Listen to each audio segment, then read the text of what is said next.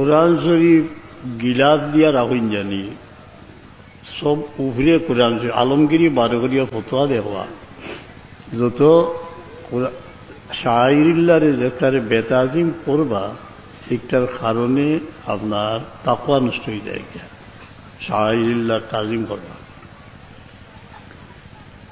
কোরআনে পাকের শৈশব স্মৃতি একটি আলোচনা করলাম যে